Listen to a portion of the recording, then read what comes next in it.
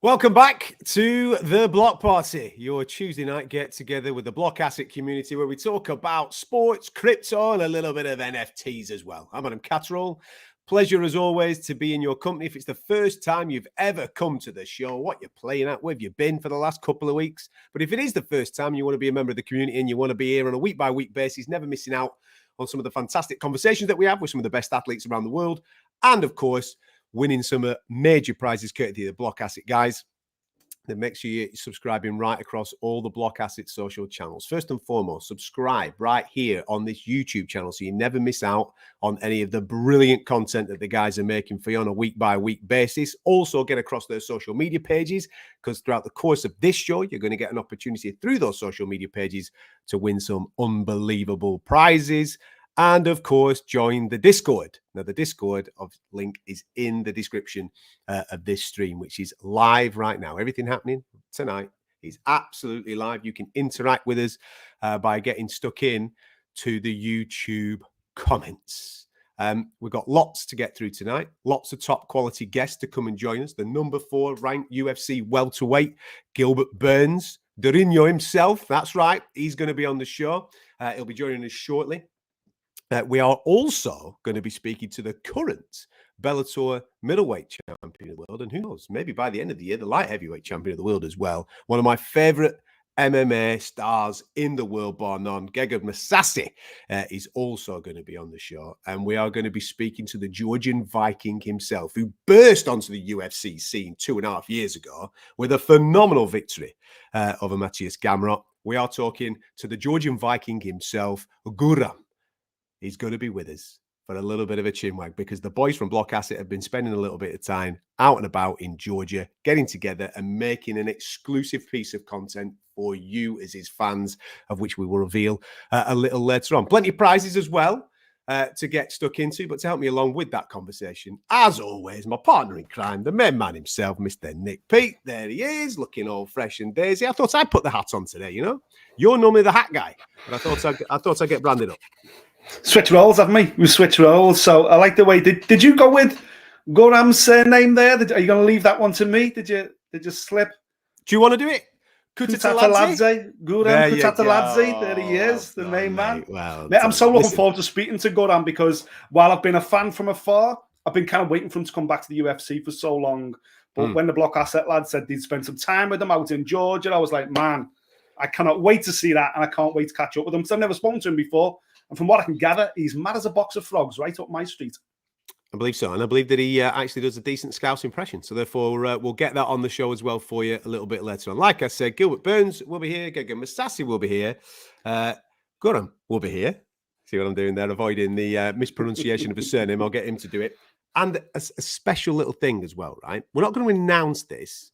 It might happen. It might not happen.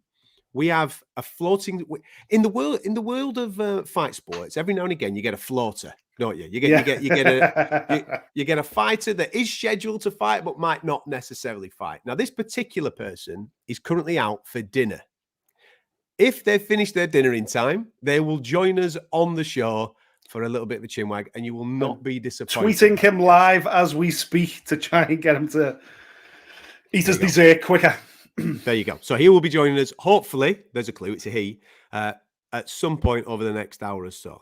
All right. So we might have 4 guests on. And as well as that, we've got a lot of top quality stuff for you to win. First and foremost, let's take a little bit of a look back at last week's show, because you may remember that we had a ton of stuff that you could get your hands on off us.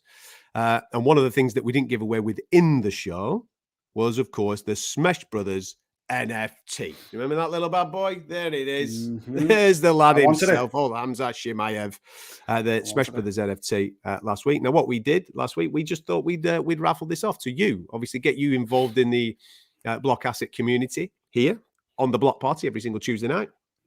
All we wanted you to do is follow the Block Asset Twitter account and interact with it. You just have to send a little bit of a tweet in there with the Smash Bros hashtag attached to it. Thank you very much for all the people that did obviously enter. Congratulations to Coffee 1800. There you go, Coffee 1800. At Coffee 1800, you will be getting your Hamzat Chimaev NFT, part of the Smash Brothers range. If you've got your Phantom wallet ready to rock and roll, the guys will get that pinged to you. You'll probably have it by the end of the show. And if you do obviously watch this show on a regular basis, you'll know full well what I'm going to ask you now. Because I know you've come for some free block. I know you have, right? I know you're here for some free stuff. Let's see the wallets. So post your wallets. Simple as that. If you have a Phantom wallet, post your Phantom wallet. I can see them that they're already starting to be pinged into our comment section. What we will do throughout the course of the program, we will randomly start dropping block into people's wallets. All right. So you earn with the guys. So if you've got a Phantom, it's got to be a Phantom wallet, by the way. All right, just to remind you, I'll just show you what that looks like, just in case you've no idea what I'm talking about, because I've got mine on here. There's mine on the screen there in the bottom corner. There's my Phantom wallet there. Here it is. So get a Phantom wallet downloaded. Ping us your wallet address, and we will randomly start dropping block into your account. Now, before we bring in our guests this evening and talk about general sports as we do here on the show, shall we announce what the prize is today, mate? Because this is a good one. We have. This is a good one. We've got an absolute belter of a prize today. In fact, it's such a good prize, it's got its own VT.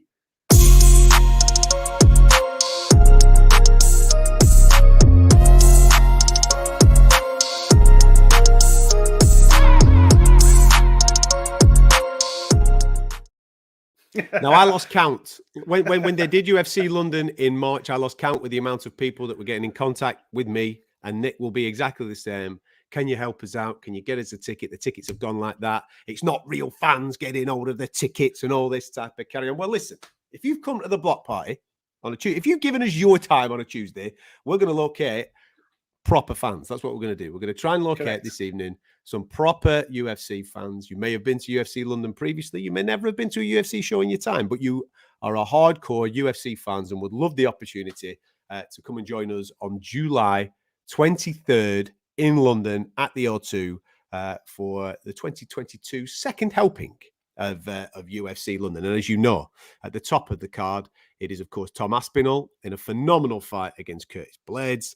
And we've got the return of Darren Till. That's right. He will also be on that card, taking on Jack Manson. Plenty of other top athletes as well, including Paul Craig. That's been announced this week. You've also got Mohamed Makayev on that card. I believe Alex Gustafsson, who was on the show last week with us, he's on there as well, making his return to light heavyweight. So it's going to be an absolute hell of a show. Now, the first time round, Nick, UFC London was absolute mustard. The atmosphere is probably the best atmosphere that I've ever been in any sporting event ever. It was just stellar. Could we top it this time round, do you think, mate? Do you think we could go to the next level? What do you reckon? Mate, why not? Absolutely, why not? After March and after the atmosphere that was created that night at the O2, so many Brits getting massive wins, monumental wins, and not just the way it used to be, where, you know, you got a couple of kind of token Brits in the UFC, you got a couple of guys at the top, and those kind of make up the numbers.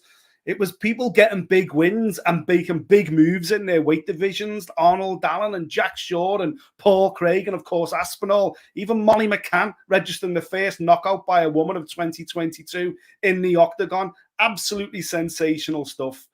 Why not? Why can't we top it? I tell you what, tickets are going to sell just as fast. Those two tickets that we're going to give away this week, they are going to be much sought after, because it's so hard to get a ticket for the UFC. And why? Because it's amazing. I'm just going to have a bit of fun here, mate. Hey, there you go. Block Wolverine, son. There's your wallet. You've just won yourself 1,000 block, just because I'm in the mood tonight, son. We're just going to give away as much as we possibly can. There you go. Block Wolverine. Thank you very much for interacting with the show. I'm sure our lovely production team, the Block Asset Boys, will get that all sorted for you. Block Wolverine, you've got yourself 1,000 block in the bin. Last week, we were talking about FA Cup final, weren't we, mate, before we get stuck into any fight sports chat? You went to the FA Cup final. Your boys got the job done, didn't they, on penalties? Super Reds marching on. Yeah, you know, unfortunately, I had to go the full VIP route, so I was quaffing champagne and I was eating caviar with the caviar with the rest. Wow. Yeah, I was going full in. It wasn't the true Nick Peet, but needs must when you get in a cup final ticket. We talked about that. Is the true Nick Peet. That is the true Nick Peet. That's a new Nick Peet. It was the new Nick Peet. Yeah, it was never in doubt. Kind of like the quadruple, never in doubt. If you believe, son, believe it, dream it, achieve it. That's what I like to say. So it's not done yet. It's not over yet. For people that do listen to other things that me and Nick do, you will have heard my take on this. I'm no problem whatsoever with Liverpool winning the league. None at all. No problem with Liverpool winning the Champions League. They've already... Listen, they've already snaffled the FA Cup and Carabao Cup. Congratulations to them. If they go on to win the big one, the big European Cup, fantastic. They go on to get the Premier League as well and do the quadruple. It would be phenomenal. A history-making moment. No problem with that whatsoever. What I've got a problem with, right? Greatest team this country's ever seen. No problem with that. That's what we'd have to say. That's what you'd have to say. Listen, I'd be in no position to say anything other than the greatest football team this country's ever seen. And it's this right now, what you're doing.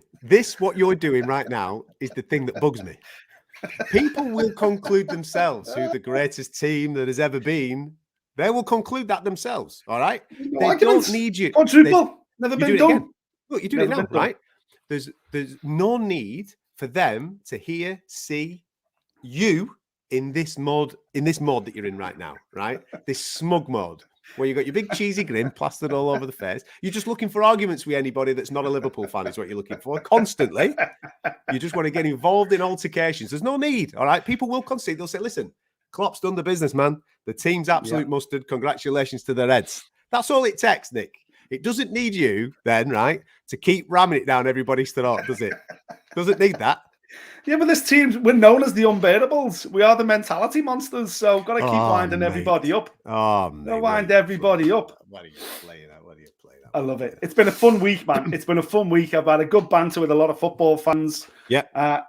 And it's not over yet. There's still a week or two. Well, listen, there's at least 2 weeks to go. Who knows? If Liverpool win tonight, anything can happen on Sunday. I knew you'd bring football. Stevie G could get his first league title, couldn't he, on Sunday, if he does the biz?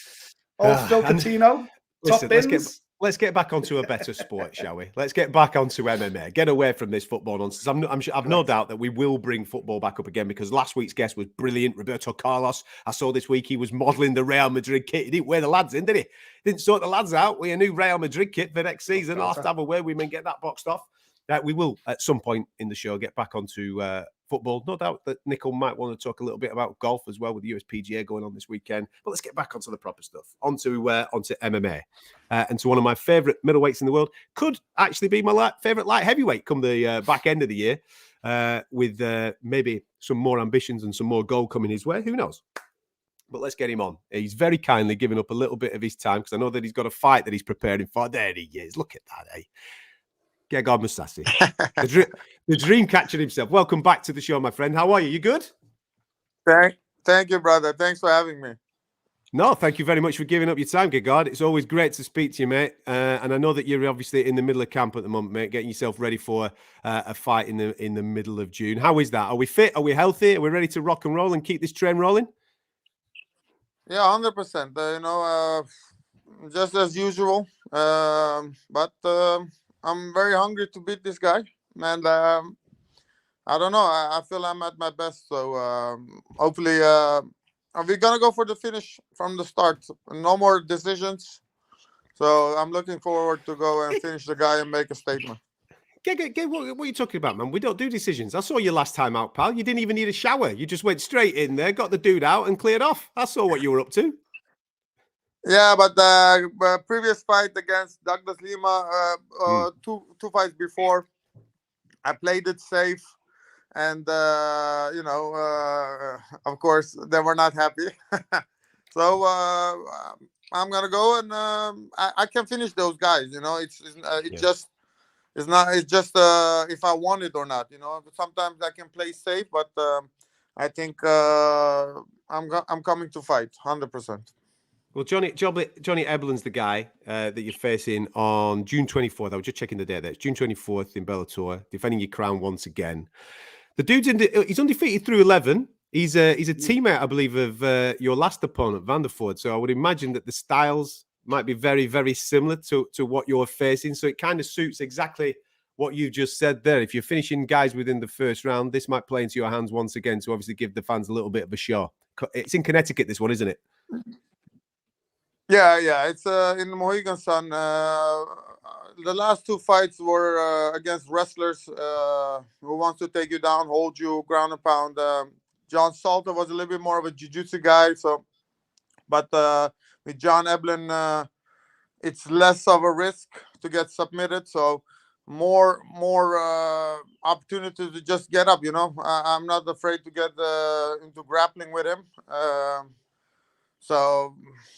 He poses some dangers, but I just have more weapons, and I think he will feel there's a experience difference. He's gonna feel there's a technique difference, strength difference. I think when I show up, I show up. I know I've lost some fights, but if I show up to fight, people are, I win. These top Bellator contenders, though, Gegard, you're making it look easy, man. Is it as easy as it looks, or is it just you're putting the work in? What's the secret here? Is it just that experience? You just got too much experience with these young guys coming through? Well, sometimes some fights just end quickly. I just caught him last fight early, and that was that. If maybe we fight second time, it can go 5 rounds. It's just how the fights go sometimes. But at this moment of my career, I feel I should finish all these guys and not play it safe and take more risks. And and obviously the 11-0, it doesn't. I don't look at records. The guy he comes to fight. You never know how determined some guy is. We will find out in the cage. Where are the challenges for you then now, right? Because listen, you have got. Your trophy cabinet must be ridiculous at home, man. There's belts galore. You've done it everywhere, all over the world. Every continent. Mate, everywhere. You've done it everywhere, right? But you've also done it in multiple weights in other places as well. Is the ambition to go up to light heavy? I know I was mentioning it a little earlier on. You're the middleweight champion, 2-time middleweight champion, current middleweight champion. Is the ambition to go up to light heavy and take on the winner of Nemkov and Corey Anderson?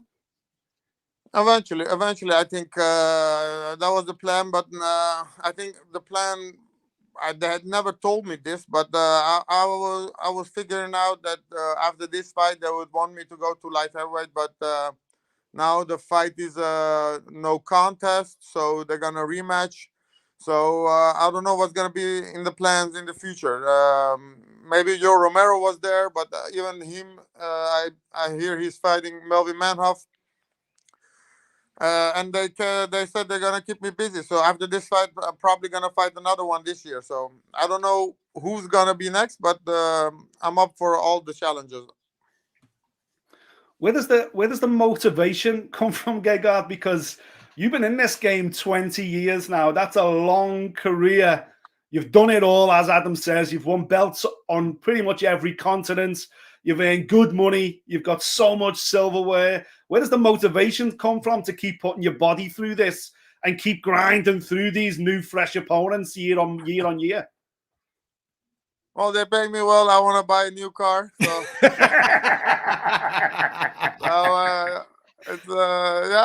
and I'm winning.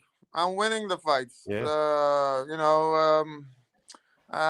Sometimes I said I don't like fighting, and then my friend, who's my physio, he said a lot of athletes retire because their body they cannot cope with trainings anymore, or the body is done.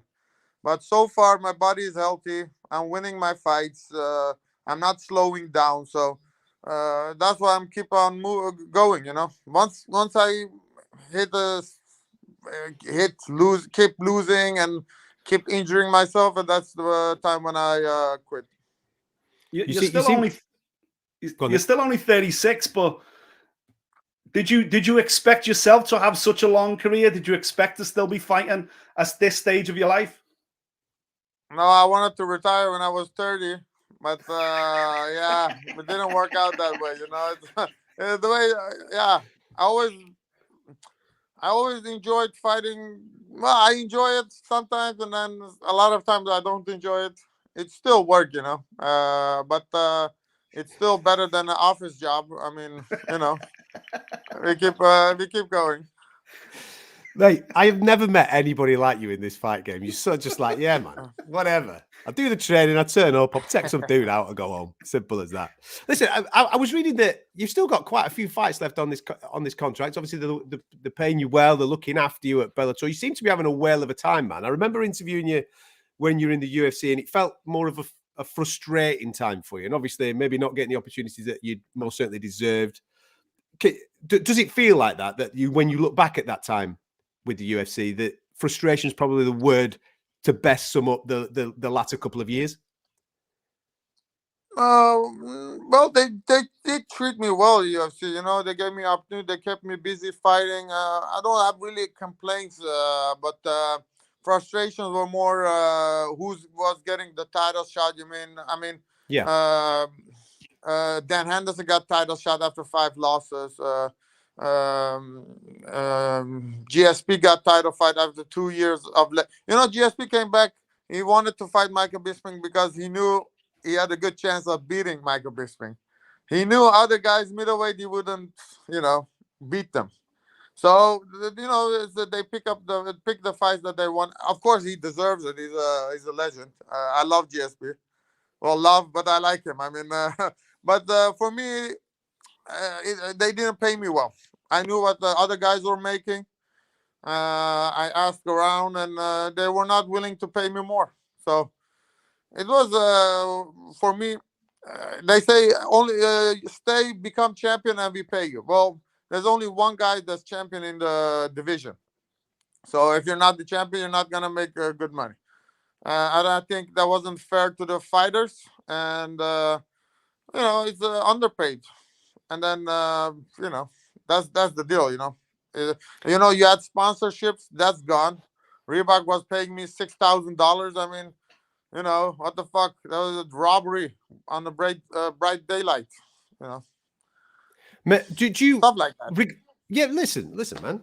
This is your career. You've got to manage it how you manage it. But when you look back at obviously the trophy cabinet and that, for example, UFC middleweight title not being there, how do you look at that? Because in 2017, many people, including, listen, we were in that group that were backing you that could go on to become the champion. Obviously, that's not materialized. So how do you look back at that? If they would have given me the title shot against Bisping, obviously I feel I could have beaten Bisping, but it didn't happen. So it just how big of a name you are, how big of a star you are, if you're a big mouth. So I wasn't those things. So I got passed. So it is what it is. Bisping got the rematch with Luke Rockhold just because Luke Rockhold beat him the first time very convincingly. There was no need for rematch. But he stepped in. He was a bigger draw than me, and they gave him the title shot. So it's not sport; it's entertainment. So I figured out that a little bit late, but I understand it's a company; they make money. So I'm not complaining, but still, I like to complain a little bit. Listen, you're making good money now, and that's all that matters. I've got to ask you before we come away from the UFC conversation, though, because if nothing else, we know this will get some click activity. But tell me, man, you're the other world champion in the middleweight division out there. There's a guy in the UFC called Israel Adesanya. How does Gegard Mousasi today match up against Adesanya? Extremely, extremely well. But I will prove that 24 June against my next opponent by just demolishing him. And people will notice that it's not because of the brand UFC. Everyone thinks, I told, Strikeforce days, many fighters went from Strikeforce to UFC. A lot of them became champion. I mean, Luke Rockhold, DC, Ronda Rousey, you name it. There was a bunch of guys, Verdum, you name it. They all got to become champion. So it's more of a branding, and I'm in the top 3 middleweights. I don't know who the rankings make the rankings, but obviously if I would fight Whitaker or Israel Adesanya against Whitaker, maybe I would be not favored, but the rest of the guys I would be favored. So obviously I feel I'm at least number 3. So and 1, 2, 3, it's everyone can beat anybody. Yeah, man. I'd love to see it. Do you fancy going back just so we can get it on? Yeah. Can we do a crossover? Yeah, I wish. Yeah. I wish, but I think big fights are coming up. There's Joe Romero there. I think Corey Anderson, if he wins the light heavyweight. Yeah. So there's plenty of fights that I can make a big statement, and I'm all about to prove that I'm at my best now, and I'm gonna finish opponents. Not, I'm looking forward to the fights nowadays. So that's a bad thing for my opponents. You're 2 away from 60 fights. Is there a golden number, Gegard? Is there a number you're working towards, or are you just going to keep doing this until you wake up one morning and you don't want to do it no more? Well, I think, but I don't like training. Today also I went to training. I was like, fuck. But it's never fun. But I'm looking to just. Gegard, do you enjoy anything? Do you enjoy anything, Gegard? Yeah, I'm watching Johnny Depp versus Amber Heard. You see the trial. I'm looking at that. It's so funny. That I enjoy watching now. Yeah, it consumes a lot of my time nowadays. reality TV, mate. Some of it, I've watched bits of it, and it's highly. I don't think it's supposed to be entertaining, but it is. It's highly entertaining. You're right, man. You're right. It's very entertaining. Yeah. Listen, I was reading something the other day that in and around the London Olympics, you were flirting with the idea of boxing. Is that true? That you were going to represent the Netherlands in and around that time? No, I wanted to box, but no opportunity. I'm still looking forward to box. We suggested Anderson Silva, but it never got materialized. So it doesn't look like it's gonna happen anytime soon. I just have to become a bigger name, and then maybe some things will happen. But now, at this moment, it doesn't look like it. Have you ever thought about doing stand-up comedy? Because you've got the banter, man. You've got the jokes. Well, I wanted to go on Amber Heard's Instagram and curse her, but you can't message her because her messages are blocked for I really don't like her, so maybe I don't know. Yeah. Oh, mate. Jeez. Gegard, you've got us all, man. You've got us all. So, activity-wise, after Connecticut, in your mind, when are you thinking that we will see you out? Obviously, you're doing your thing in the middleweight division. We want to see you in the light heavyweight division, mop it all up. Yeah. Are you thinking 1 more this year or 2 more this year, even? No. Well, they promised me 3 fights this year, so June is the second, and then I think end of the year probably, and they're gonna give me another fight. So, but I haven't talked to them yet because I have to defend the belt successfully, and then after that I'm gonna talk to Scott because for me it's better to keep me busy all the time. I'm not injured. I don't have injuries. I want to keep fighting when I'm not injured. One injury gonna take me off for a couple months. So. But first, this fight. It's a tough opponent. I'm not looking past him. Yeah, man. Well, stay healthy. Hopefully, Netflix and Amber Heard and Johnny Depp keep you entertained, mate, during this camp. And we look forward to seeing you being back doing your thing in June, man. Thank you. Thank you, brother. Thank you. Brilliant to have you on the show, Gegard. Thank you so much for giving up a bit of your time, legend, man. Hall of Famer. Lovely to see you. No problem. Thank you for having me. Thank you. Take care, buddy. He yelled at us there. He was just yelling abuse at us. I think he's coming for us. Get out the way, man. Get out the way. Listen, legit. I know that you were having a bit of banter there, right? But in 2017, that dude, for me, would have become the middleweight champion of the world in the UFC. And I'm not, listen, you know that we're big friends of Mike Bisping. I even think, taking on, because he knocked out Weidman, who was the guy, knocked him out. He was on a 5-fight win streak. He was doing his thing. I think even if he'd have run into Luke Rockhold, can you imagine Gegard Mousasi, Luke Rockhold, in 2016, 2017? That would have been a fight, man. It should have been made. It's a shame that it wasn't. Yeah, it was an absolute shame. You're right, because he was completely flying, and there was a real campaign out there with fans about getting him a title shot in the UFC. And it just didn't happen for him. And the strange thing is, I think it was kind of built on the fact that he touched on it then himself. He just wasn't a big enough star on the other side of the Atlantic. But I never understood that, because as we've just seen then in the last 15, 20 minutes, he's hilariously funny. He's great to be around. And he's got an incredible back. You know, look at the body of work he's done. You know, I think he's 19 years a pro. I put a year on in there. 19 years he's been in this game. Everywhere. All over Japan, all over Asia, then a big star in Strikeforce, then he comes into the UFC. Now, of course, he's a two-time middleweight champion in Bellator. Everywhere Gegard Mousasi has strapped on a pair of gloves, stepped inside a ring or a cage, he's kicked ass. So it surprised me that he never got the love he probably deserved when he was in the UFC, when he was for me, it felt like the peak of his powers, but I guess you could argue he's actually at the peak of his powers now. You know, he's on like a 6 or 7 fight win and run now, absolutely flying. I think that one loss against Rafael Lovato Jr. is the only kind of blemish. And then obviously 2 fights later, he goes and wins the middleweight title back anyway. Part of his success, of course, is that laid back Dutch attitude that he's got.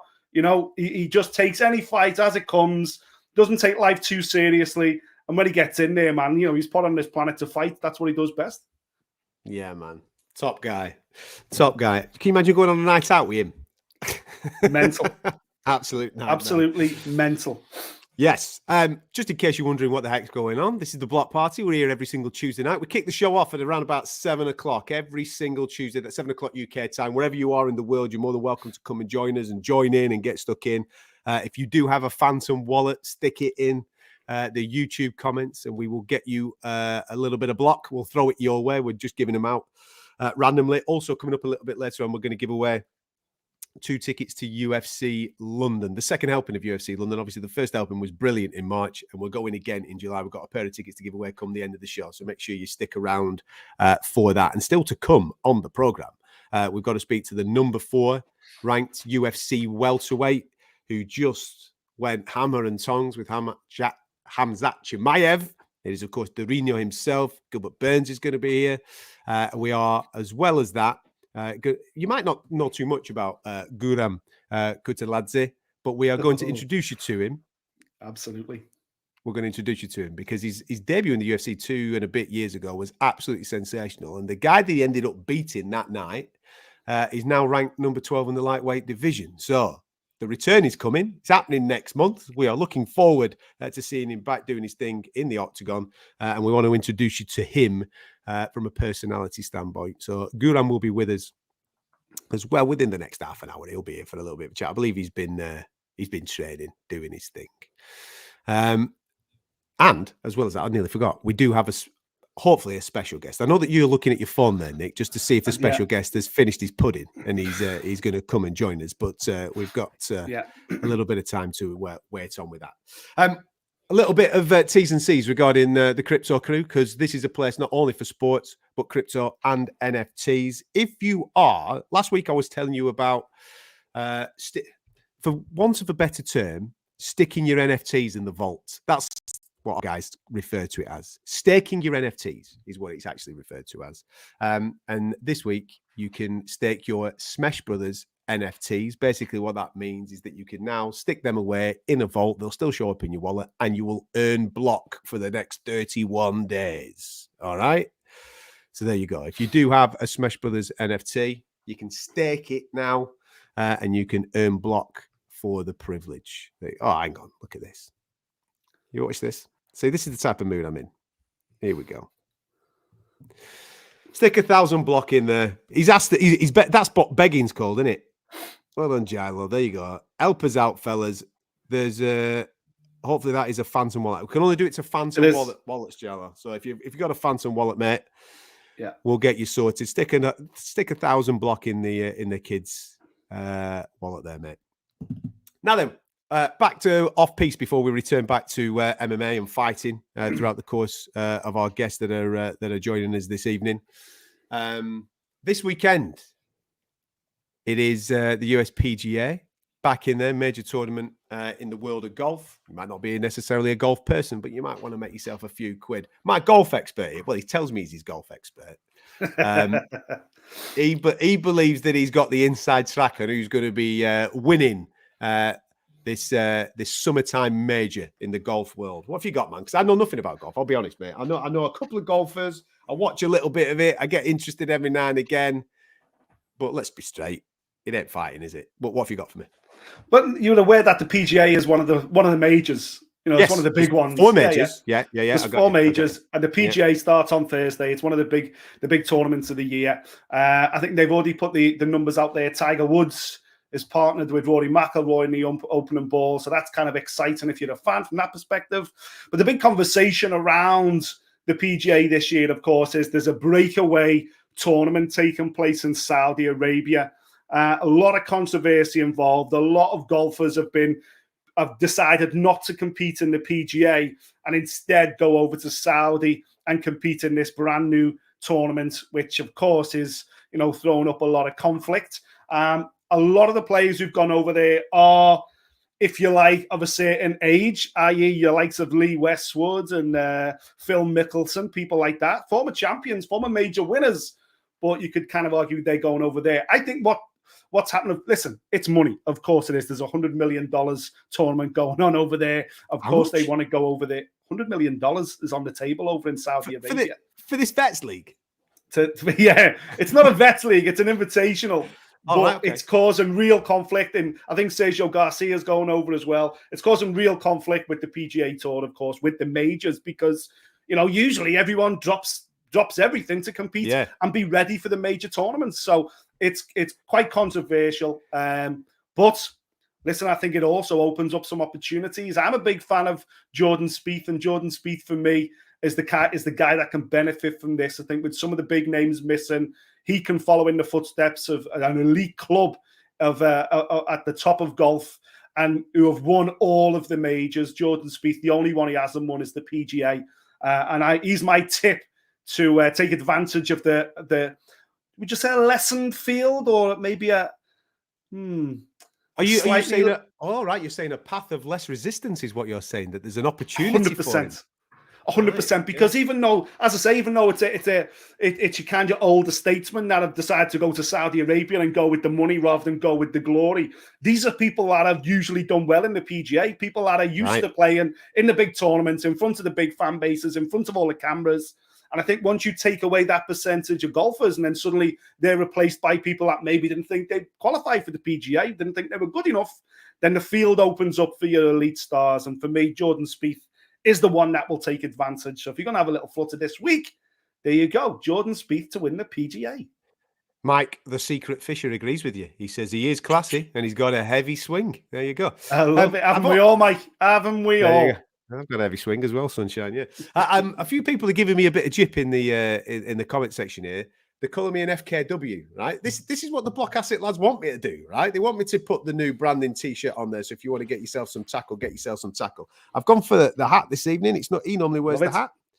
I've noticed that you've been sorted out with a quality hoodie there, mate. I've not got any of the new tackle. This is what normally happens, right? When anything happens, Nick takes I don't know why he does this, but he takes full control of all deliveries, does Nicholas. Whenever we work with anybody, anywhere in the world, he somehow manages to avoid getting my address to the people that we need to get it to. He snaffles it all, goes through the box, picks the best stuff, and then sends me the stuff that don't fit. That's what happens, man. So I'm in a small t-shirt. Look at that. Look at that. I feel like Henry Cejudo in this bad boy. Look at that. Absolutely gripping me. That's a banger, though. I'll take that. Yeah. I need that for me bald head. So you've got yourself a new hoodie there. I hope that Until sees me in this hoodie, because it actually had his name on it when I snaffled it at the office. So very nice. Read it and weep, Mr. Till. I've got the brand new white hoodie on, and you haven't. Unlucky, son. Looks better on me anyway. I do need a cap. You're right. I do need a cap. Can you see me sundial on the top? What's going on there? Me comb over not working. Listen, what's happening there? When are you going to get it? Do you know something? Just while you brought that up, and I know that this is there. You go. How's that? Hey, fully on brand now. That's better. Listen, you soon people will be sliding into your DMs. I need to show you this. Whilst we're waiting for our next guest, I'm just checking our waiting room. Yeah, he's not here yet. I got a DM today on Instagram from, don't worry, it's nothing untoward, from a company in Turkey. That's right. Yeah. Little company. Mate, little company in Turkey slid in. Right. It's not my teeth are bang on. Not need turkeys there, lad. They're all right then. Right. No, it's from a company called Now Her Time. That's right. Hey, here we go. Here we go. So Ponytail en route. That's it. Got to get myself a little Bobby Baggio. That's what I'm going to get myself, lad. Just a little rat. Shall I get myself a Steven Seagal? I should Definitely. Get myself a little Seagal. Oh, mate. Unreal. I'll pay for that. Just the back, though. I won't look I'll at pay that. for that. There's the full wig there, right? But if I just had a ponytail put in the back, mate. Amazing. Just a proper Padawan, dude. I love it. Yeah. So I don't know who they are. They've just slid into my DMs. They're a verified account. They've got 3.5 million followers on there, you know. Guess who's heard he did? Or guess who's heard they've done a consultation on? I don't know if they've actually done it, but I know he's had it done. Give me as a clue. What sport? UFC. Recent. British. No. Recent. High profile. Recent. He's put it all over his Instagram, so it's obviously official that he's having his wig done. GSP? My old sparring partner. Big Francis. Big Francis has had his wig done, hasn't he? He's had it filled in. Let's get it done. Mate, he's had it filled in at front, hasn't he? Maybe that's what it is, because obviously me and Francis are pals, old sparring partners. He's probably recommended me. This is a lad that you need his sunroof doing. So he's got me on. If Big Francis turns up at the end of the year with a big do-like worm from Friday, I'm going to be absolutely ecstatic. Mate, have you not seen it? Proper dude. Have you not seen it? You went to, listen, he was at the Tyson Fury thing, wasn't he? He's had it all shaved down. Yeah, that was only short. Yeah, that was. He's had it all shaved down. He's had it filled in at the sides. It's Big Francis. Listen, I'm not going to, give him any abuse for it. I'm going to commend him. Looking sharp, big man. Looking sharp. I'll tell you what. Block Asset, lads. Get on to Francis. Get him on the show next week. Let's have a bit of a crack with him. And he can talk me through the process of getting the wig done. And who knows? Get the lads out to Turkey and get her head filled in, eh? What do you reckon? I'm all right. Mate, you're not. I'll go. Listen, I'll have a set of those till teeth. I'm going to be honest tonight. You get away with it because you're 6 foot odd and nobody can see. So no one can see. Nobody can see down on it. Because I'm a short ass. Everybody's like, well, he needs to get that filled in, mate. You need to get it coloured in. But I'm telling you, lad, that Bobby Charlton that you've currently got rocking at the moment is going to blow off soon. Oh dear. Right. Enough of us whittering on, talking about nonsense. I'll tell you who has got a good head of hair. He's got a blooming good smile on him as well. He don't need teeth. He don't need any hair, this fella. Bring him into the show. The king. Here he is. Durinho himself. The one and only Gilbert Burns. How are you, sir? Are you well? I'm good. I'm very good. How are you guys doing? Very well, man. Very well. Look at this. You can tell that this man does a lot of interviews. He's a professional. He's got the full headset. He's got the microphone set up. He's got the branding ready to rock and roll. He knows what he's doing. Does Durinho when it comes to this type of stuff. Listen, it's great to have you on, Gilbert. Great to be speaking to you. Lots to get stuck into, man. We're going to go, first and foremost, to the last fight. We'll go to the one against Khamzat Chimaev, of course. When you look back at it now that you've had a few weeks to obviously, take in all the information, do you think to yourself, I wish it were 5 rounds, man. I wish that was 5 rounds. 2 more rounds. Yeah, everybody wish, right? Why do you guys wish? Come on. Everybody wish. Because it was amazing. That was amazing. I knew it was going to be a war. Since the beginning, I said, because of my side, I'm a natural grappler. For sure, I love to striking. I can't striking. I have very heavy hands, but I'm a natural grappler. And I knew it would be very hard to take Khamzat down. I knew he won't be too comfortable taking me down. Like for sure in the beginning, maybe we'll see. But I know as the fight was going, it's gonna be a freaking war, stand-up war battle. He hits hard, I hit hard, so I knew it was, and I came prepared to it. And since the beginning, and that's for you guys, like when we're coming back to October 30 last year when he beat Li Jiliang, Yep. And then that was in Abu Dhabi. So when that happened, I text Ali at the same night, and I say, brother, I want to fight this guy. And then he said, why? He said, because first of all, no one wants to fight me. And after that performance, I have a feeling that no one wants to fight this guy right now. And he needs to step up in competition. So I want to fight this guy. And I think I can beat this guy. And then he said, no, brother, wait, we'll see. We're going to try to get a better contract. We see, don't do nothing. And that got me crazy inside, because after that, couple weeks after that, Dana was, oh, no one wants to fight this guy. And I was just like, Ali, I want to fight this guy. He said, no, wait. We got to change your contract, this and that. And I couldn't say nothing. But eventually we got the fight done. And then my only regret, that was it, same regret from everybody, that we need 2 more rounds for that fight. That was my only regret. And for sure, I watched the fight multiple times back, and I think a little adjust on the first round, little hands up on the first round to don't get hit clean like that. And on the last round as well, we'll change the fight. But I think we're super close fight. I had a lot of fun for sure. Every time that I step in there, I want to win, but I'm in peace with that feeling. I think I give my all at that night. For sure, I still need to get better, like every single time. But yeah, no regrets. I love every part of that fight. It was a war that we, as a fighter, we always ask for those type of fights. We ask, man, I wish it was a little bit more. I wish, and like young fighters right there, don't wish for those type of fights. Those wars gonna come. Those wars gonna come. You don't need to ask for it. But I'm in peace that I was kind of training. I was looking for. I was ready for that fight. Every interview that you see me before the fight, I was saying, "Bro, it's gonna be a war, and I'm ready for it."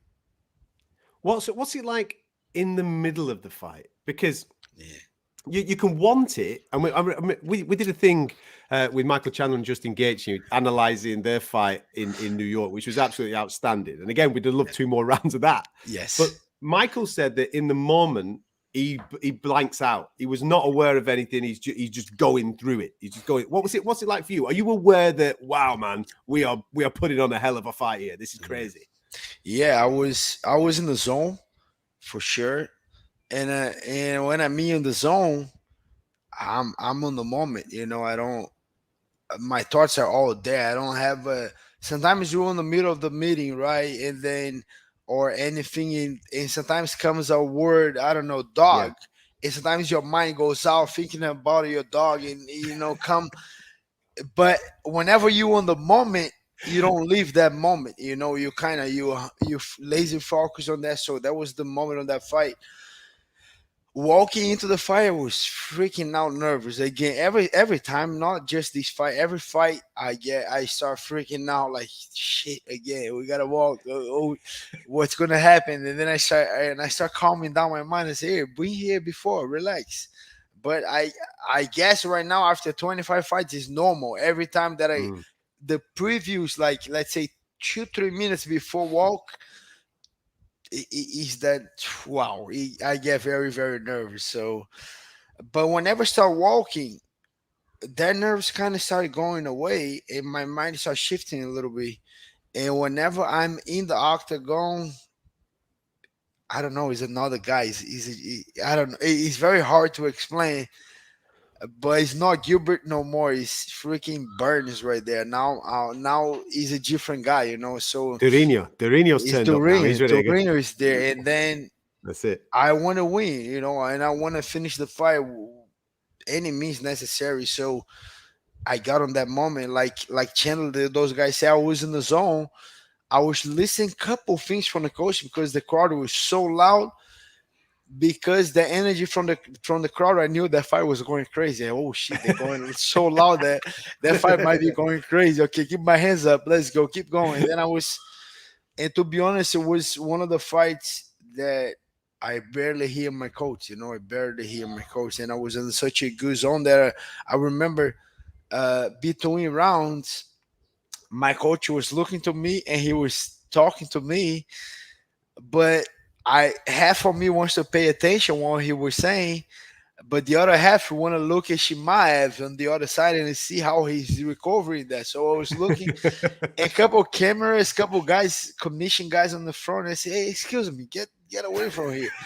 And Harry, you listen to me? And I say, yeah, I'm listening to you. I'm not, and I'm looking at the guy, but whenever I watch the fight again, I hear a couple things from Harry. Like I remember the first that maybe 45 seconds, 50 seconds that he was talking to me. I just remember what he said. You just got hit because you put your hand down. And I'm like, oh shit, yeah. Whenever he changed stance, gotta answer it. That was it. And then he kept saying, and then I look at his mouth and he kept saying, dude, and then I was just looking at these guys saying, oh, that guy's getting tired. Let's go. And then I was in the zone. It's very hard to explain, but it was fight mode, man. Fight mode. I love it.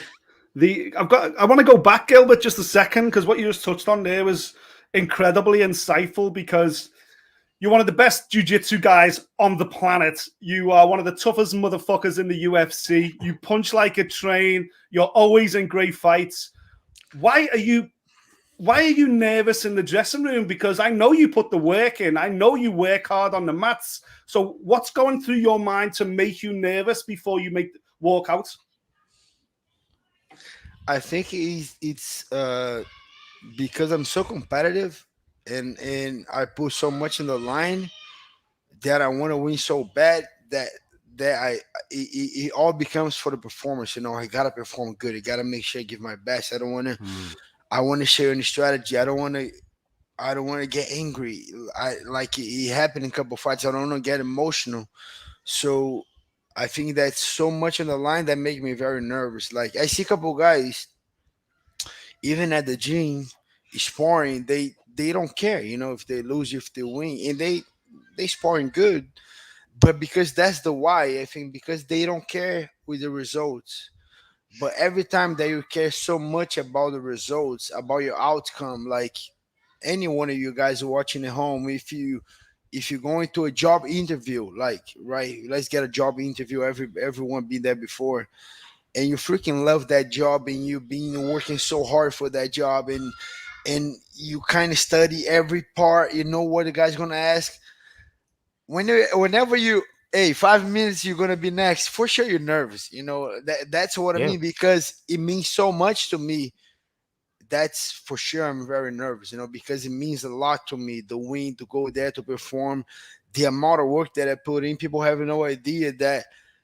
So, like every other fighter, I pay percentage from my manager. I pay percentage from my gym, right, from Sanford MMA.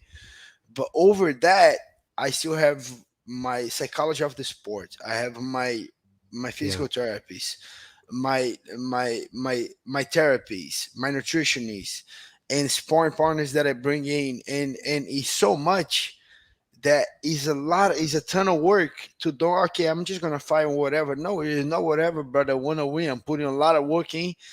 I think that's why I get very nervous, because it means a lot to me. I put so much in the line, so much work, kind of 2 months sacrificing for my family, putting a ton of work.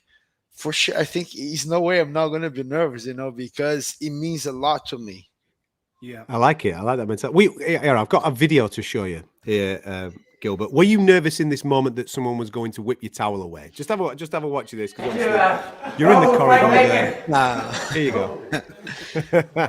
You boys making your way from the sauna steam room. Leo, I'm small, brother.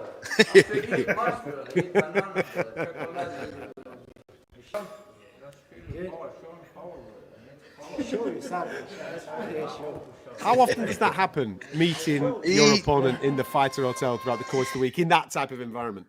It always happened. I met Woodley, I met Kamaru a couple times. Kamaru even more, because it was in the Apex, so we all locked down on the hotel. Stephen Thompson, I bumped with him a couple times, but he's a very cool guy. Nothing, but I was, even mentally for that, I was ready. I know when I see this guy, he's gonna say something. And he walked around a bunch of guys that I knew he's gonna try to be funny or say something. And so I was done with my training beforehand, and I walked past his room. So my room was all the way on the back. So I was walking past his room, and his manager was there. And I say, "Hey, Shemaev is there? Hamza is there?" I say, "Yes." I say, "Call him. Let me talk to him." He said, "No, no, no, no." And I say, "Okay." And I pass by. Whenever I get all the way at the end of the hall, his manager freaking call him. And then he was, "Hey, come here, go back." And they say, "Okay, come back." And so I was walking back. And then he went in the room again. And I was, shit. So we went all the way back for nothing. So I got back again all the way to the hall, went to my room. And then whenever I got to my room, Ian Gary told me, "Hey, your scale is kind of like 2 pounds over or not. I don't remember. Your scale is not right." And I'm like, "Oh shit, let me." And I check on here and say, "Okay, let's go back and let's check then again. I want to see on the. I don't want to have that Charles Oliveira problem. Let me check again." Yeah. So whenever I walk back, that was the moment that we bump each other in the elevator, and then it was up. And then I knew I was ready. Mentally, I was ready. I said, "He's gonna say something." And I say, "Oh, you too small." And I say, "Yeah, no problem. He's all good. You too skinny, brother." But and then like we shook hands, and whenever we shook hands, he was like, he wants me to, I don't know, he wanted me to smash his hand or something. And I said, "Brother, show me power, brother." I said, "No, Saturday, bro. Relax. Saturday I'll show you. Don't worry about it." And then that was it. But that happened very often. You know, I see those guys many times at opponent, and I'm cool. I don't like to be super friendly. I'm not like one of the boys style that, "Hey, buddy," I'm not like that, but I'll be all respectful. If you want to shake hands, I'll shake hands. If you know, I'll just say hi and whatever. But I respect every guy that goes there. You know, every single fighter. I know we all have family. We all have a dream. We're working super hard. So I respect every fighter, but I kind of like that rivalry a little bit. Who's next? Because I know that you're good on social media. So who are we having to go with next? I just saw Hamza's fighting Nate, right? So Nate is out. I don't know. I think that's what everybody heard. So we're not sure, but I think Hamza fighting Nate. He's only 2 options, very easy options. Masvidal. It's like, I know I'm a little bit number 4 right now in the ranking. And Colby Covington. Those are the obvious. Like, Colby Covington is always there on my list. He's the number 1 on my list. But he's not all the time available. He got a lot of stuff to do. I don't know.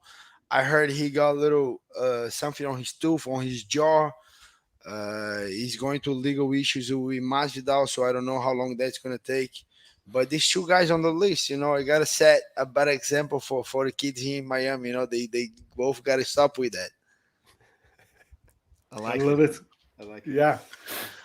We will. I'm sure at some stage, though, we will get Khamzat Burns Part 2. We've got to. We've got to see it over 5 rounds. It's got to happen. For sure. 100% is going to happen. I think, to be honest, stylistically, I'm the hardest fight for Hamza right now, because we got a lot of wrestlers and a lot of strikers in the division, but not a guy that can grapple, can wrestle, can strike, you know. And I just think I'm bringing a lot of issues to everyone on that division. I think the feeling that I have right now that we're not done. You know, I don't even need to talk about it so much. I don't need even to spice it up as much, because I'm not done with him, you know. And I think I do believe within 2 more rounds at that night, something crazy was going to happen. It would be very, very crazy for me to say that I was going to win, that I was going to finish him. The fight was going crazy. But I think one guy was going to forward that night. Could have been me, could have been him, but I think we got to see this again, you know. And I do believe on the bottom of my heart that it's going to happen again. I do believe it's going to. I don't know when, but I believe it's going to happen. It must happen. It absolutely must happen. Is this the little man that you took to Phoenix? He was sat cage side with you. This one's Pedro. He went to Josh that was in Phoenix. Yeah, he is that was right? to Joshua. The little one was that. Pedro was at the Mohammed against Luke. He was there with me a week after my fight. He was at my fight too. And now we're going to the July 2nd at the same. He's a huge Adesanya fan. So July 2nd, we're going to Vegas. Excellent, man. Excellent. Listen, before I let you get back to your family, Gilbert, just a quick one on. Obviously, you mentioned Charles Oliveira a moment or two ago and weight, and we've been speaking quite a bit about weight on various MMA shows that we do. You're a man that started in the weight category below where you're currently competing. How much of a relief is it to get the proper education when it comes to your nutrition and how your body is and all those types of things, and finding the right weight category for you to then go and compete?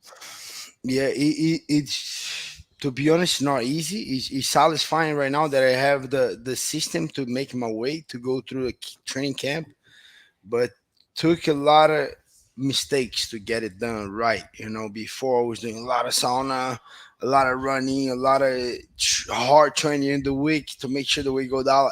I remember I was sprinting super hard, and the day of the fight, I woke up and my leg was so tired, so heavy, just like, wow. And then one of the guys that helped me so much on get better on the weight cut was Vito Belfort. He was the one that helped me so much. I still doing a lot of things that he taught me to do on the weight cut. And then I have my nutritionist. He's a Brazilian guy, very, very good. He worked with a lot of top Brazilian guys in jiu-jitsu before, like Galvão, a lot of top fighters, Robert Drysdale, a lot of guys. So he helped me. I still work with that guy, Marcelo Ferro. And right now I try to be very disciplined. Like right now that I don't have a fight, that I'm back in training, I still being disciplined. Like my hardest thing to eat is sugar because I have diabetes on my family from my mom. Like, is one thing that I cannot do it, and I do, but I do very little. If I do on the weekends, not much. But other than that, I'm always training. I love to train, so it's not a hard thing to me to be out of shape.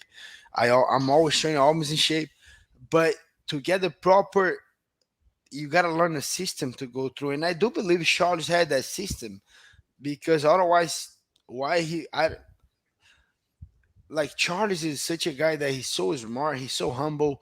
I don't think the guy will be lying for no reason or saying that Thursday night he made the way that he didn't. I just don't see those stuff coming from this guy. And it's very hard what happened. I believe he lost money on the pay-per-view. I believe not just the title. He lost the title.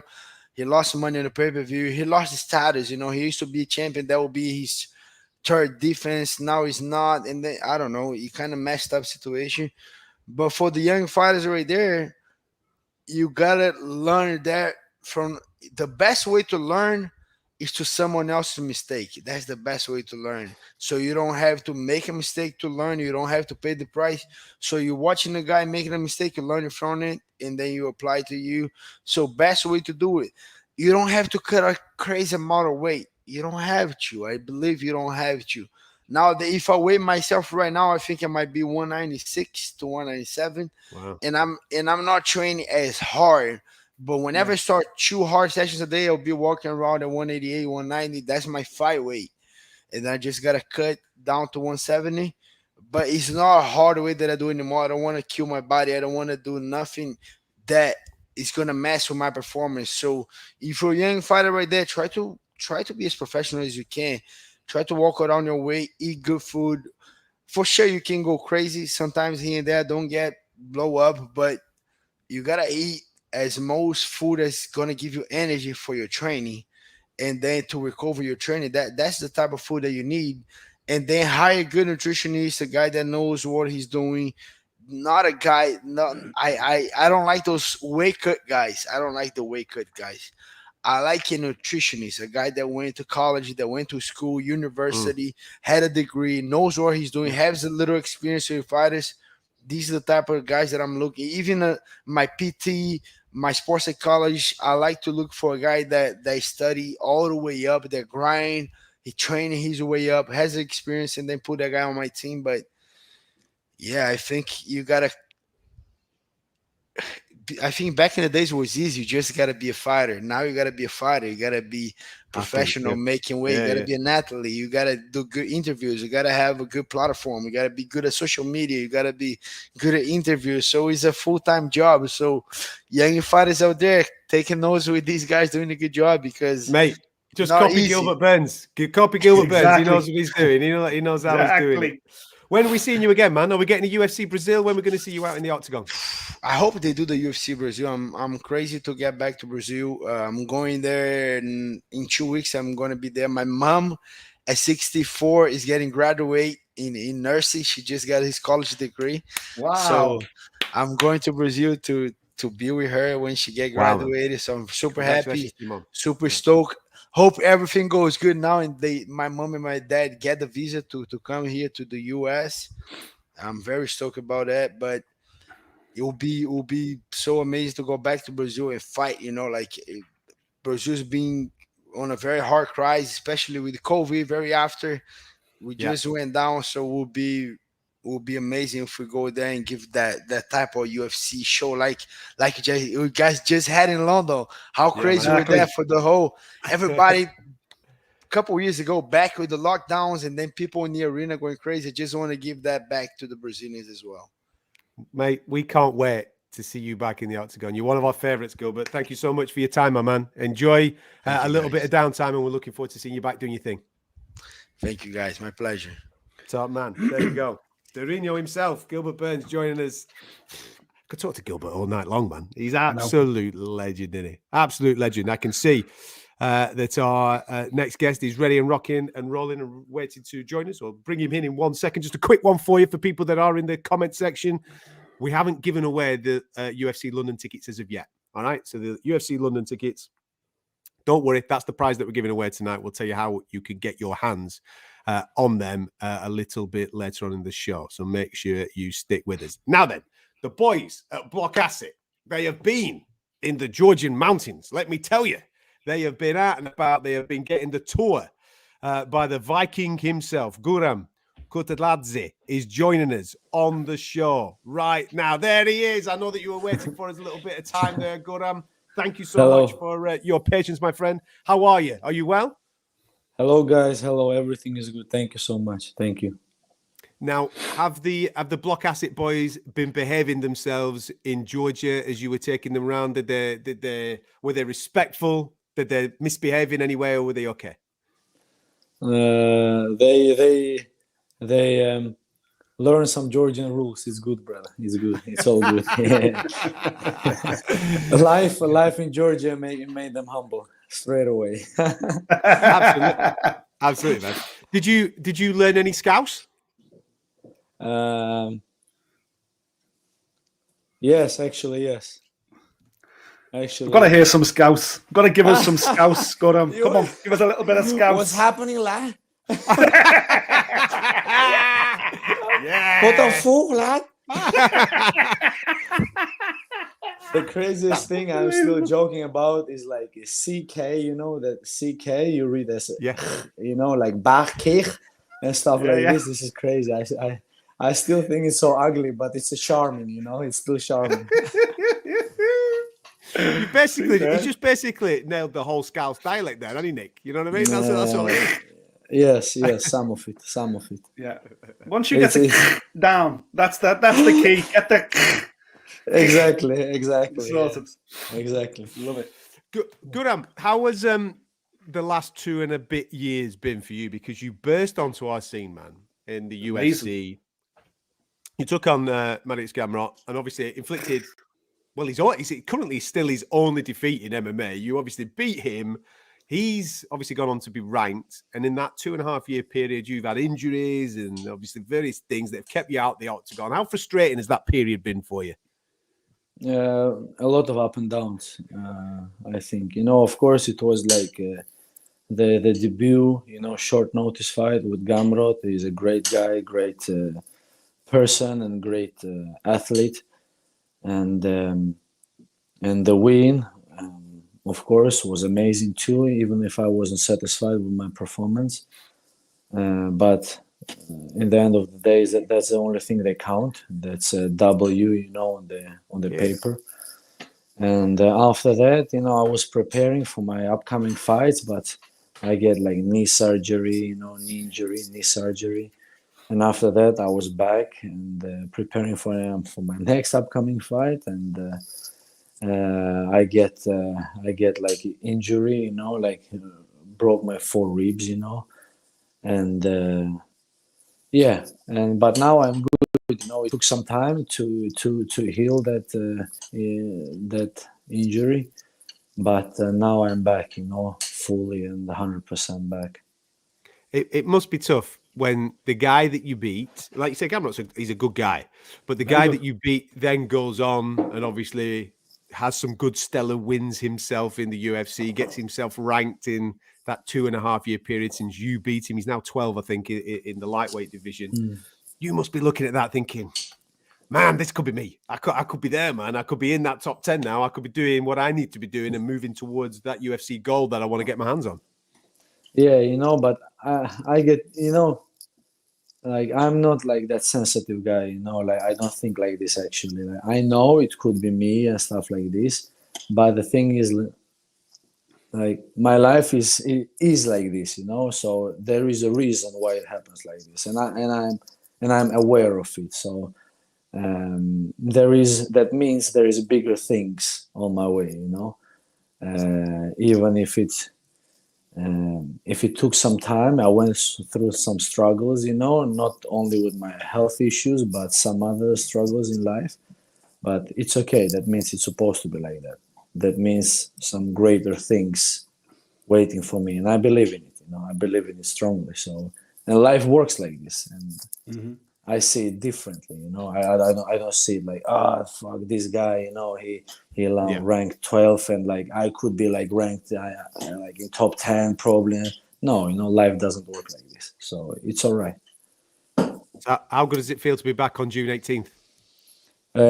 It feels amazing. It feels, you know, again, to be alive. Every session, you know, like every training session, every day is appreciated. And I'm thanking God, you know, for that. Like, and actually, you know, it's so much hate and love, you know, with the trainings and preparations. It's so mixed up feelings, but, you know, you still love it as a psychopath, you know. Did you just call yourself a psychopath? Yeah, you did. I thought you did. Sorry for interrupting you. I think I'm one of the most normal guys. I'm just a random guy, you know, who force himself to wake up every morning and do like 5-6 sessions a day. So, I don't know. Yeah, psychopath, absolutely. Yes. It's another. To be fair, it's another good opponent that the UFC have given you though as well. Usmagulov is, you know, he's undefeated in his last 18 fights. You know, the people in the industry know, just similar to Gamrot, these are big opponents, good names that a win on June the 18th. You're going to get sprung right up the rankings anyway. Yes, you know, like with God's will and with my hard work, that's what's gonna happen, and I believe in it again strongly. And as I told you, my destiny is written like that. Probably, you know, I'm meeting the guys like this only 17-0, 23-1, etc. I don't know. Yeah. When did you begin on this MMA journey yourself? Because, you know, at what age did you think you were going to make a career in this sport? When did you fall in love with the UFC? Who were the fighters that inspired you? It's a very long story actually, you know, but I've been training martial arts since I've been 5 years old. I started in Moscow in Russia, and then I kept on going from there. Actually, my mother bring me to the club, to the martial arts gym, and after like I think 3 weeks, I went to my first competition. And she didn't like it. She tried to bring me to some other sports like football and basketball, but I didn't like. I didn't fall for it, you know. So I wanted to go back to martial arts, and that's where my father came in afterwards, you know, as my coach. Also, you know, he was following me everywhere, and like have been there on all my trainings and all my competitions, and we almost competed like every 2 2 weeks, every like second weekend in different martial arts all around Russia and like Soviet Union countries. So yeah, I think like straight from the beginning, you know, it's not like and I've been watching like UFC, you know, since like 1998, 99, you know, and Pride and these things, and my father even earlier, you know, like Pancrase and Pride and UFC and K1, and I already like had clear vision what I want to do, and there was no like second option, like oh maybe yes, maybe not. No, I had like clear vision what I'm gonna be and what I want to do. It took some time, but yeah, again, that's life.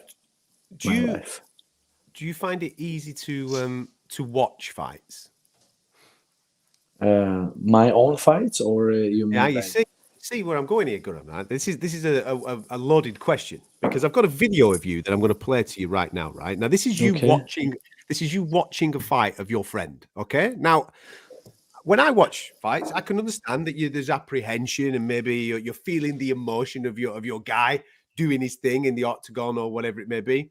To watch you actually throw every single punch, every single kick, every single grapple was a sight to behold, mate. Recently, just for people that have not seen this, just play. Let's just play it and let's. I tell you what, we'll play it in full. Just watch this. We'll come back to you in a minute. Here, watch the video. Here we go. There he is. There he is. For those that are unaware of what is going on here, this is Guram watching the fight between Khamzat Chimaev, his friend, and Gilbert Burns. There you go. And he's cornering from the crowd. There you go.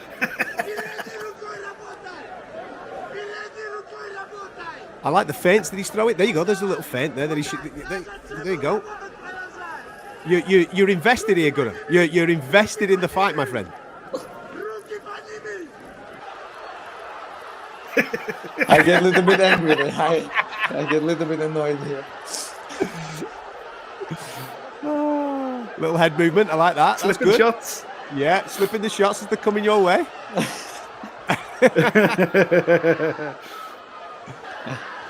It gets even more passionate. It gets more passionate now.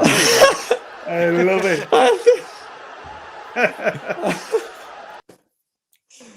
Oh my God! You've got to talk us through it. You've got to talk us through those emotions. What's it like watching your friend do his thing? Okay, brother. You know, like the weekend before, you know, I was in London actually and watching UFC London, and there was fighting one of my brothers also, like Ilya Topuria, against a guy from UK. You know,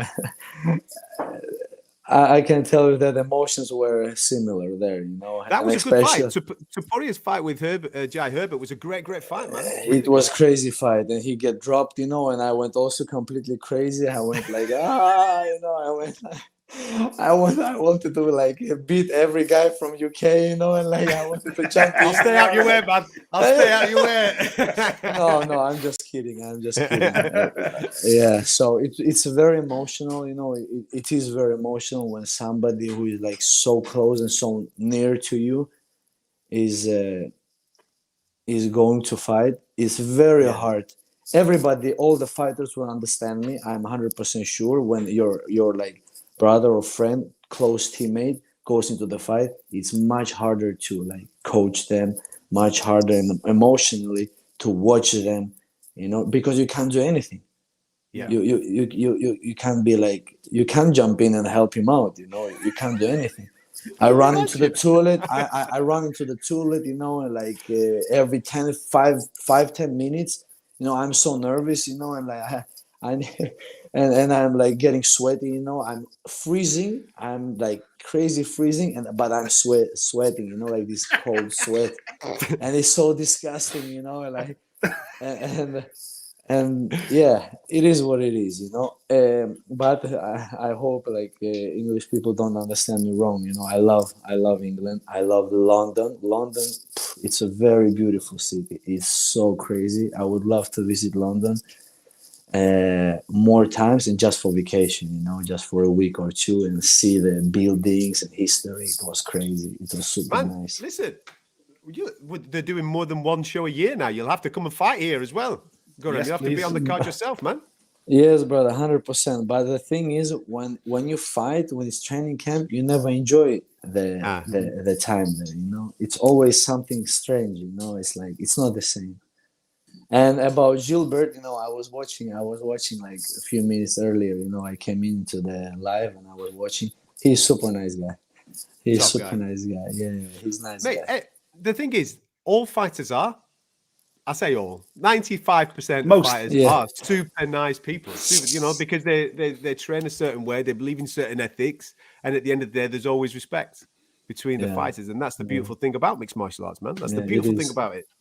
It is 100%. I agree with you. I've been told by the boys at Block Acid that not only can you do an amazing Scouse accent here, Guram, but you can actually do a fantastic Tony Montana. Is this correct? Okay, man. Okay, no problem, man. You wanna play rough? Okay. Okay, man. Scarface is here, man. I can't say some sentences, but we skip it. I tell you this private, you know, when we meet one day, we skip that, brother. Amazing. Yeah, there is some rough sentences, you know. The Tony some rough language, man. Tony Antonio Montana, man. A political refugee from Cuba. Amazing. You got that nailed. Amazing. Is there anything else you could do? You could do the Scouse. You could do Tony Montana. Have you got anything else going on in there? I'm pretty talented in some things, but I think I should keep myself to only fighting just right. All right, okay, mate. Next time. Once this UFC career's done, you can stick around. Mate. Get over there, stick around, go to Hollywood. There's definitely some acting jobs for you. Yeah, definitely. Actually, the new video that is coming up from the guys, you know, you're gonna let people like they're gonna get to know me a little bit better, I think, because Ethan, you know, and Christian, they did a great job with filming and stuff like this. You know, it's amazing guys, and they did a great job, with the filming, you know, and like the questions and the story, the way like they find such a nice ways, you know, to get into the like person's life, like to get to know you without like you know, like going into very private stuff, which like probably make you feel uncomfortable. Maybe you don't want to talk about it, but it's like so regulated, you know, and like filtrated, you know, like they know exactly like, okay, this can be too much. This we can allow this, etc. You know, it's nice. Yeah, very professional. Very professional. Listen, that's exactly what we do here at Block Asset. We connect fans to the fighters, to the athletes, and actually we've got a clip for it as well. Here's a little taster. I don't know if you've seen this. Go and have a look. Go on. Let's go. Here's a taster. Let me see.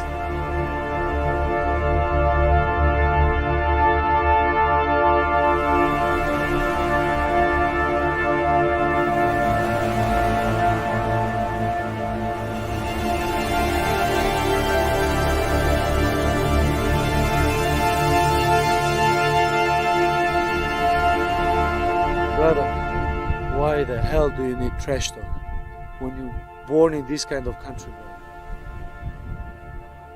Between these mountains, bro. You're eating the stones, eating the rocks, washing yourself with the rocks instead of salt, brother. These salt people down there, 4,000 meters down, lower, brother. This is tough, brother. This is rough, brother. This is another level. Above the sea, another level, above the mountains.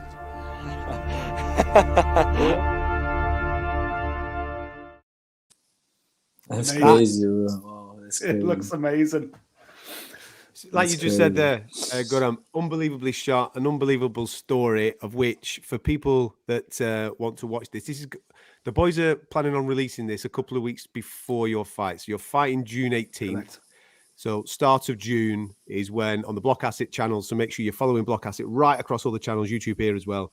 And that is when that mini documentary series that the boys have done in Georgia with Guram will be released. Mate, Wow. it looks epic. It looks an unbelievable place to grow up, man. I mean, those mountains, those views, fantastic. It's they used to call it paradise on earth, and I wish to everybody, you cannot die without visiting this place. You cannot leave this world without visiting this place. And it's sad, many people don't know about Caucasia, not only about Georgia, Caucasia, the mountains, the nature, the sea, everything, like caves and waterfalls and canyons and everything. Absolutely. Their food, like kitchen is like crazy, people and whatever, like Armenian cognac and Georgian wine and some other drinks. Some people who love to drink, nice food and everything, nature, animals. It's crazy. It's crazy. And I hope after my fight, today I actually talk. Is it okay I speak? It's okay. Yeah, do you need? Of course. Actually, today after the trainings, me and Alex, Alex is fighting in London like a week after me. So we were like, brother, he told me we have to go after our fights. We will have to like set a trip, and we go there. We go there, everybody together, Block Asset, you guys, and everybody from All Stars. We're gonna go there like for a week. And we're gonna have amazing time, unbelievable. We're never gonna forget this, mate. It looks an unbelievable place. We'll take some of the Discord with us as well. We'll get some of the Discord group up with us too. Looks amazing. There you go. Listen, Guram, thank you so much for giving up a bit of your time. I know that you're in the middle of camp right now. I know that you're going through training sessions and what have you. But thank you so much for coming to join us and shedding a little bit of light, not only on your personality but your journey. And I've no doubt June 18th there's going to be a lot of people tuning in. Thank you. To the return to the UFC Octagon, mate. Looking forward to it. Thank you so much, guys. Thank you. Appreciate it. All the best. Thanks, Thank you. See you soon. And All see you, the man. best. See you soon, and guys. you, man. Take care.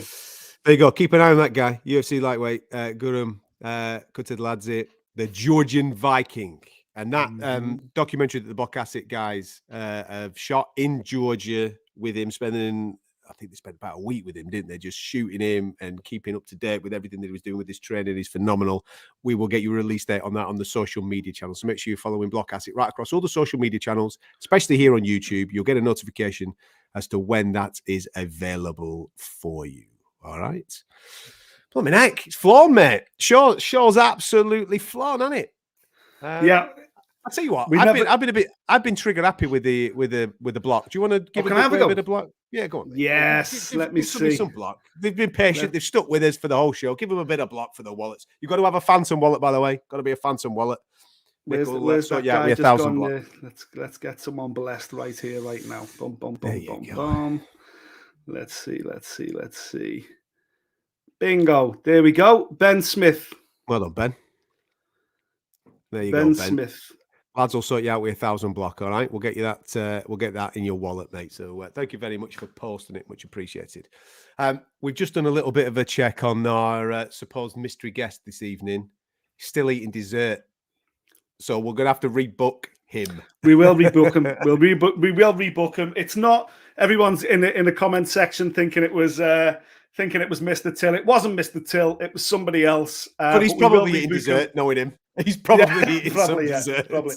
Actually, no. I seen him at the gym Till this week, and he's looking pretty svelte. So camp has absolutely begun for the big man yet. So it wasn't Till. It was somebody else. We'll try and rebook him for next week. But of course, before we end, we've got to revisit this week's competition because we are, of course, here at Block Party giving away a pair of tickets for UFC London on July the 23rd, the second coming of the Octagon. It's going to be absolutely mental, of course. We ran through earlier some of the names on there. Aspinall against Blades in the main event. Till versus Hermansson. Paul Craig versus Nikita Krylov. Alexander Gustafsson, friend of the Block Party show, is on there as well. Stacked to bits, the card. Tickets, again, will be like hen's teeth. We've got a pair to give away. Adam, tell them what they've got to do to enter. Well, dead simple, because we didn't want to alienate people. If you don't have wallets yet, or you didn't have NFTs as of yet, or crypto as of yet, listen, don't sweat it. I know that you want to be at this event because, as Nick said, tickets are like hen's teeth. So very, very simply, we want you to make your pitch. Now, you can do this in many different ways. The way to interact with Block Asset for this competition is via the Twitter feed. All right. So at Block Asset Co is the official Twitter handle. Follow that. And what we want you to do is make your pitch. Now, you can do it many, many different ways. You might be UFC super fan where you've met plenty of UFC stars, for example. You might have pictures of that. You might want to use that as your pitch. Look at me. I know the guys. I know who all the athletes are. I deserve to be at UFC London. That might be pitch number one. Pitch number two might be you at an event. You might have been at the previous one, having a whale of a time, and you don't want to miss out again. So you might be using that as your picture or your video from that particular event. It might be a case that you've never actually been to a UFC event. It might be one of them where you've been in that bloody queue for 2, 3, 4, 5, 6 hours trying to get a ticket and failing like mad. You might have wanting to pull on the lads' heartstrings here. You might just want to send us a little message saying, lads, listen, right? I've tried. I've missed out on this. I've missed out on that. Pitch that way. You might have a special upcoming birthday for, I don't know, your son or your daughter who you would like to take along to UFC London. All you've got to do is give us a valid reason as to why you should win the tickets and be with us July 23rd at the O2 in London for UFC London. All right. You might be a Smash Brothers crazy fan. You might have every single one of the NFTs. That might be your pitch. I don't know, man. I don't know what you're up to. You might have a bedroom. Your spare room might be a shrine to Randy Couture. I don't know, mate. Whatever you're into, pitch it our way. All right. And then what we'll do, we'll stick you all in a big raffle. We'll draw it on next week's show, and that person will be notified for it's basically a live block party is what you're going to get. You're going to come, sit down, watch some amazing fights. We'll probably be trying to nick your seats because you'll have better seats than us. And we'll hang out. We'll have a little bit of a whale of a time on July 23rd. So that's it. Very, very simply, an easy way to interact. Do it via Twitter only, though. All right. So Twitter at Block Asset Co. That's the Twitter handle. Make sure you're following that. You've got to follow it. And then obviously make your pitch. Lads, would like the tickets because of X, Y, and Z. Look at me. I was at UFC London. Here's me with, I don't know, Darren Till. Doesn't matter. Pitch your idea and we'll make a pick next week. All right. Good. Mate, listen.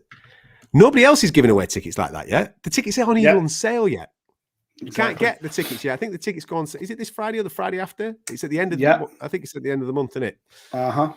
And they will go like that. So this is your first opportunity to guarantee yourself entry to UFC London. All right. There you go.